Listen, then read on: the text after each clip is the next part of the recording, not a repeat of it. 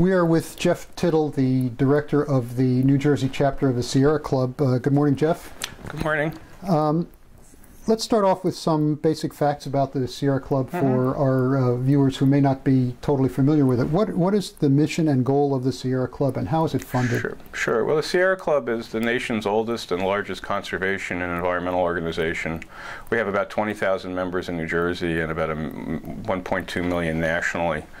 We work on all types of issues relating to the environment, and for instance, the Sierra Club, was the organization more than 100 years ago that really pushed for the concept of national parks under John Muir, our founder. But we work on every type of issue from environmental justice and clean energy to cleaning up toxic sites, saving open space.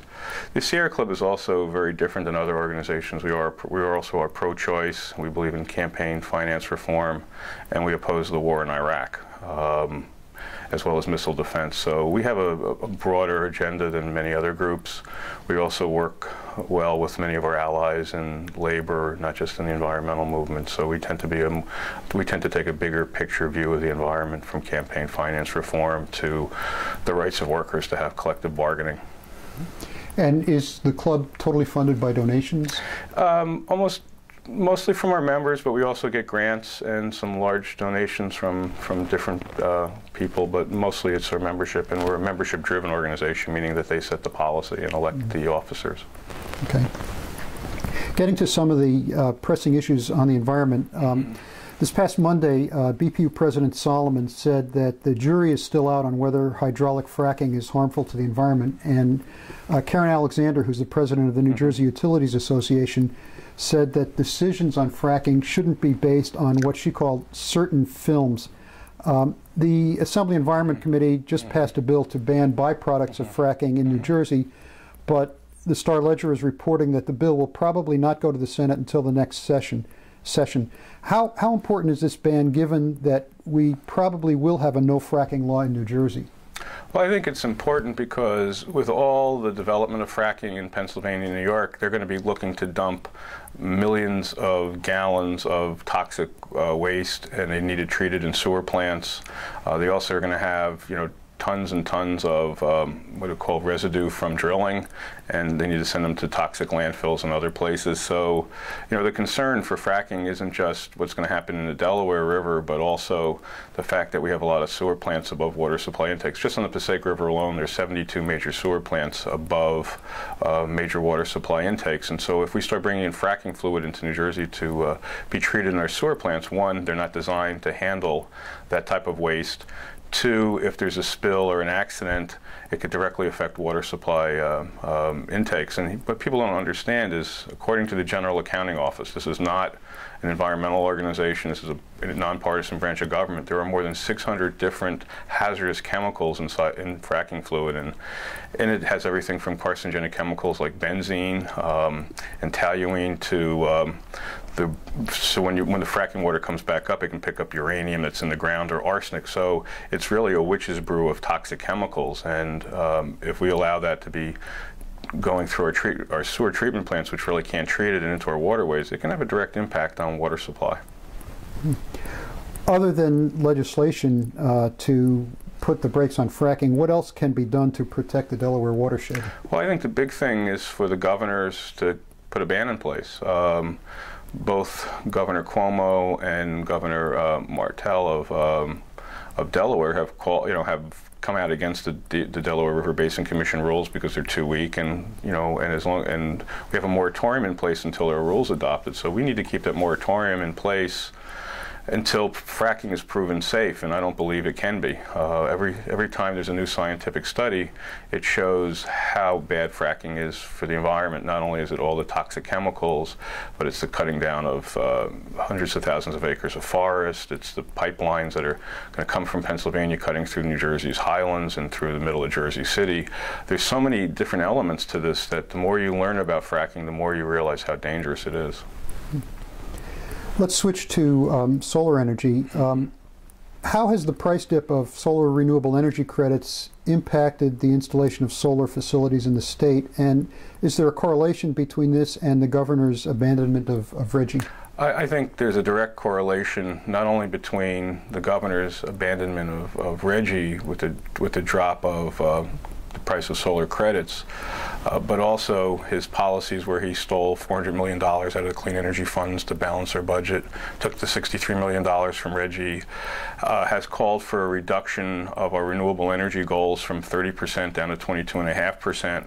I think all the actions that the governor has done has sent a chilling effect on the market. People don't realize that solar is driven by a market-based system where we trade credits between people who put solar in and then the utilities who buy the electricity and those credits.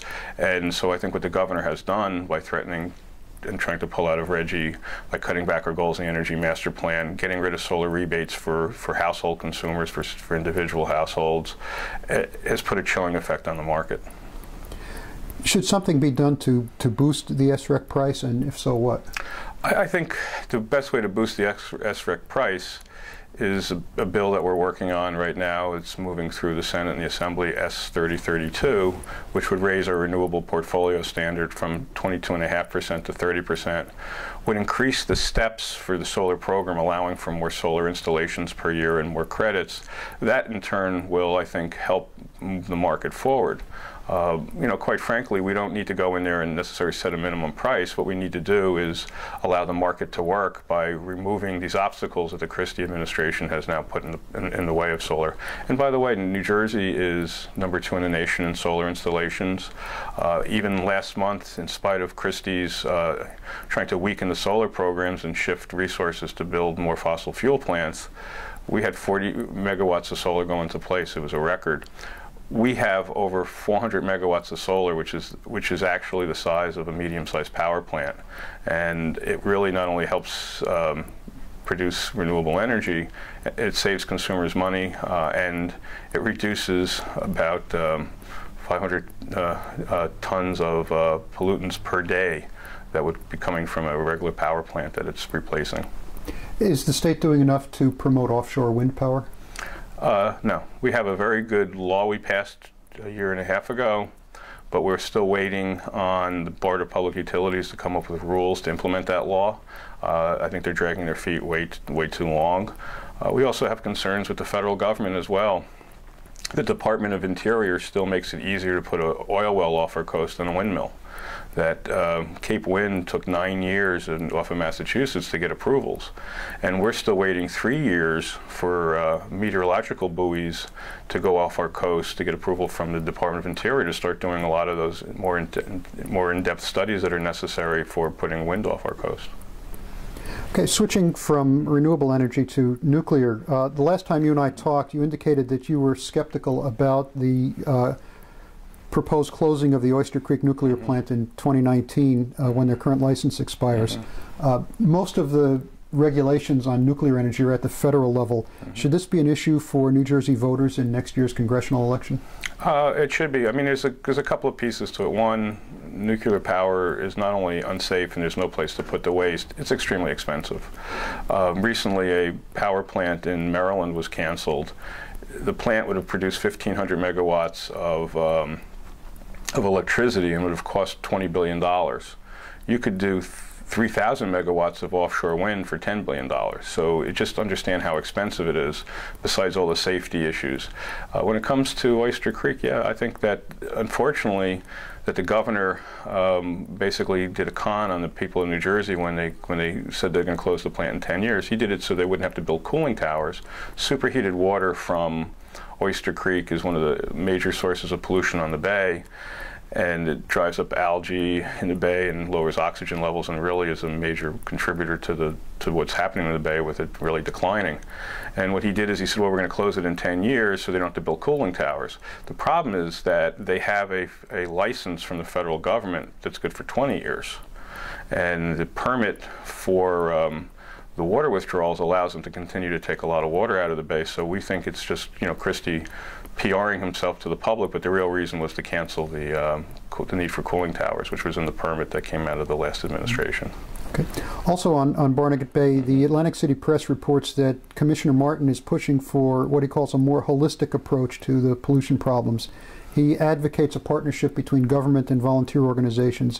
What else is being done in Barnegat Bay? And given the fiscal problems facing Trenton, is the state doing enough? Not only is the state not doing enough, they're actually one of the major problems for the Bay. And Bob Martin is actually more about public relations than about public policy. Partnering with environmental groups and citizen groups to pick up floatables and to clean out detention basins is fine.